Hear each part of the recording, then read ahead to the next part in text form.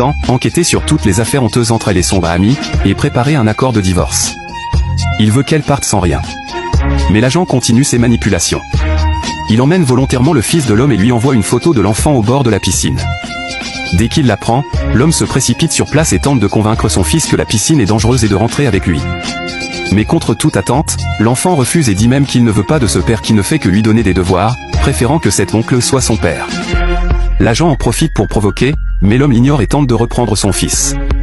À ce moment-là, voyant la femme arriver, l'agent saute soudainement dans la piscine. La femme, paniquée, plonge immédiatement pour le sauver. Puis l'agent accuse l'homme de l'avoir poussé en sachant qu'il ne sait pas nager. La femme le croit sans hésiter et, pour le venger, pousse son mari dans la piscine. Furieuse, elle part sans savoir que c'est lui qui ne sait pas nager. Heureusement, son assistante arrive à temps et le fait hospitaliser. Elle a déjà rassemblé toutes les preuves des relations honteuses entre la femme et son ami. En voyant les photos, l'homme comprend enfin qu'ils étaient ensemble depuis longtemps. Déterminé à se venger, il décide de reprendre sa place d'héritier du groupe Xinjiao et ordonne l'organisation d'une conférence de presse dès le lendemain, exigeant que la femme et son ami soient présents. « Vous devez venir, je vais les détruire complètement. » Le jour de la conférence arrive rapidement.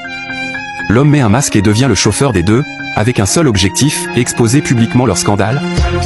Ils veulent les faire tomber en disgrâce. Mais à ce moment-là, la femme et son meilleur ami homme ne se retiennent absolument pas. Devant l'homme, il commence à se montrer très intime, allant même jusqu'à se moquer de lui, le traitant de simple homme au foyer qui ne comprend rien à leur relation. Ils ignorent totalement qu'ils vont bientôt en payer le prix fort. À peine descendu de la voiture, l'homme ne part pas. Il remonte discrètement à bord, car il a déjà tout calculé, il reste encore 2 heures avant la conférence de presse, et ils profiteront sûrement de ce laps de temps pour agir. Comme il s'y attendait, les deux passent à l'acte. L'homme sort immédiatement son téléphone et commence à diffuser en direct leur scandale. Pendant ce temps, sur le lieu de la conférence, tout le monde est déjà arrivé. Même les parents de l'homme, apprenant qu'il revient au groupe Xinjiao, se sont déplacés.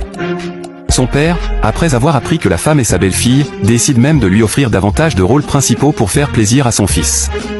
Mais la seconde suivante, des images apparaissent sur le grand écran, la femme et son meilleur ami en pleine liaison. La scène met les parents de l'homme hors d'eux. En réalisant que cette femme a trompé leur fils, le père déclare immédiatement qu'au nom du groupe Xinjiao, une annonce mondiale sera publiée pour les bannir définitivement. Les journalistes présents découvrent alors que la scène se déroule dans le parking souterrain. Affamés de scandale, ils se précipitent tous vers le lieu. Pendant ce temps, la femme et son complice, pensant avoir encore du temps, entrent dans la voiture pour aller encore plus loin, sans se douter que l'homme les attend déjà à l'intérieur depuis un moment. Pour enfoncer le clou, il appuie sur un bouton dans la voiture. L'instant d'après, toutes les voitures du parking s'illuminent d'un coup. Et aussitôt, une foule de journalistes surgit de toutes parts.